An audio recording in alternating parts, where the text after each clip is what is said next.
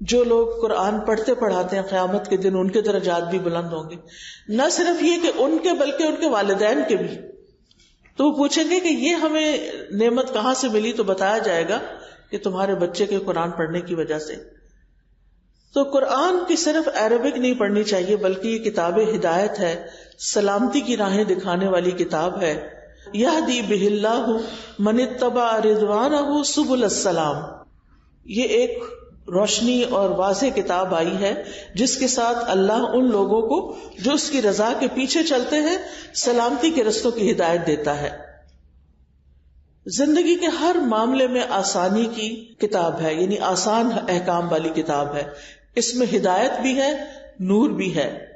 اسی طرح یہ کتاب گمراہی سے بچانے والی ہے. رسول اللہ صلی اللہ علیہ وسلم نے فرمایا اللہ عز و جل کی کتاب ہی اللہ کی رسی ہے. جو اس کی پیروی کرے گا وہ ہدایت پر رہے گا، جو اس کو چھوڑ دے گا وہ گمراہی پر ہوگا. تو کچھ بھی ہو ہم نے اس کتاب کو چھوڑنا نہیں. جو لوگ پوری پڑھ چکے ہیں وہ دوبارہ سے شروع کر کے ریویژن ساتھ کے ساتھ ہی کر لیں، اور اس طرح اس کتاب کو مرتے دم تک اپنے ساتھ رکھیں تاکہ قبر میں بھی ساتھ جائے، حشر کے دن اٹھے تو ساتھ اٹھے اور جنت تک پہنچائے. یہ کتاب شیاطین کی گمراہی سے بھی بچاتی ہے. اس سے انسان کو ایک فرقان ملتا ہے. فرقان کہتے ہیں کرائیٹیرین کو، کہ انسان اگر قرآن پڑھا ہوا ہوتا ہے تو خود اس کے اندر ایک فلٹر لگ جاتا ہے جس سے وہ ڈیٹیکٹ کر لیتا ہے کہ کیا چیز اللہ کی پسند کی ہے اور کیا شیطان کی ڈالی ہوئی نجاستیں ہیں، اور ان چیزوں کو اپنی زندگی سے باہر نکال دینا ہے. قرآن کی بدولت حکمت اور دانائی بھی ملتی ہے. انسان کو بہت سی ایسی باتیں سمجھ آتی ہیں جو اس کے بغیر سمجھ نہیں آتی. پھر یہ گناہوں سے بچانے کا ذریعہ بھی ہے، یعنی قرآن. کیونکہ اگر ہمیں نہیں پتا کہ اللہ تعالیٰ کس بات پہ ناراض ہوتے ہیں تو ہم شوق سے کرتے رہیں گے. سب لوگ تالیاں بجائیں گے ہمارے لیے. اللہ تعالیٰ ناراض ہو رہے ہیں، لوگ خوش ہو رہے ہیں، اور ہمیں پتہ ہی نہیں کہ حقیقت میں کیا ہو رہا ہے. تو یہ قرآن بتاتا ہے کہ اللہ تعالیٰ کن چیزوں کو پسند کرتا ہے اور کن چیزوں پر ناراض ہوتا ہے. پھر اسی طرح قرآن کے نزول کا مقصد صرف تلاوت نہیں ہے بلکہ اس کا مقصد آیات میں غور و فکر اور اس سے نصیحت حاصل کرنا ہے. سورۃ صاد میں اللہ تعالیٰ فرماتے ہیں کتاب انزل الیک مبارک لیدبروا آیاتہ ولیتذکر اولو الالباب. جو کتاب ہم نے آپ کی طرف نازل کی ہے بڑی برکت والی ہے تاکہ لوگ اس کی آیات میں غور و فکر کریں اور اہل عقل اس سے سبق حاصل کریں. عقل والے اس کتاب سے سبق سیکھے.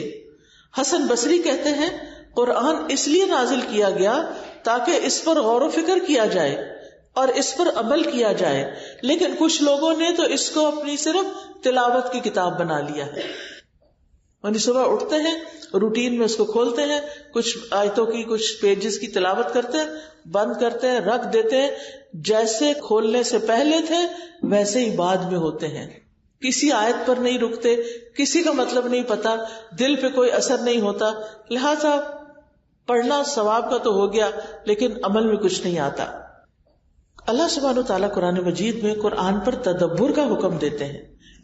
فرمایا افلم یدبروا القول ام جاءہم ما لم یأت آباؤہم الاولین.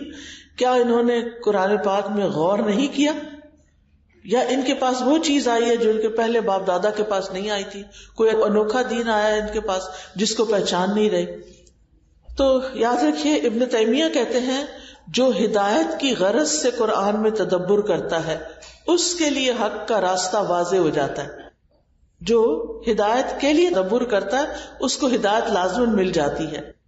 اور قرآن کی اگر کوئی صرف تلاوت کر دیتا ہے اور اس پر عمل نہیں کرتا یا کوشش بھی نہیں کرتا کہ اس پہ عمل کرنا ایک دن، تو اس کے بارے میں آتا ہے کہ قیامت کے دن ایسے لوگ جو ہیں، یعنی جو صرف پڑھ لیتے ہیں اور عمل نہیں کرتے، ان کی سزا کیا ہے. آپ نے فرمایا میں معراج کی رات ایسے لوگوں پر گیا جن کے ہونٹ کینچیوں سے کاٹے جا رہے تھے آگ کی. جب وہ کاٹے جاتے تو پھر مکمل ہو جاتے. میں نے پوچھا ہے جبریل یہ کون لوگ ہیں؟ انہوں نے کہا یہ آپ کی امت کے وہ خطیب ہیں جو اس چیز کو کہتے تھے جس کو خود نہیں کرتے تھے. یعنی کہنا کچھ اور کرنا کچھ. ہم سمجھتے ہیں کہ اتنے سارے لوگوں میں کیا پتا چلے گا. نہیں، لوگوں کو نہیں پتا چل رہا تو فرشتوں کو تو پتا چل رہا ہے نا، اللہ تعالیٰ کو تو پتا چل رہا ہے نا، اور وہاں تو لکھا جا رہا ہے نا. پھر اسی طرح جو شخص قرآن سے منہ موڑے گا اس کے لیے قرآن میں سزا بتائی گئی. وقال الرسول یا رب ان قوم اتخذوا هذا القرآن مہجورا. اور رسول کہے گا اے میرے رب، بے شک میری اس قوم نے قرآن کو چھوڑ دیا تھا. کیا ہم چاہیں گے کہ قیامت کے دن اللہ کے رسول صلی اللہ علیہ وسلم ہمارے بارے میں یہ بات فرمائیں کہ انہوں نے قرآن کو چھوڑ دیا تھا؟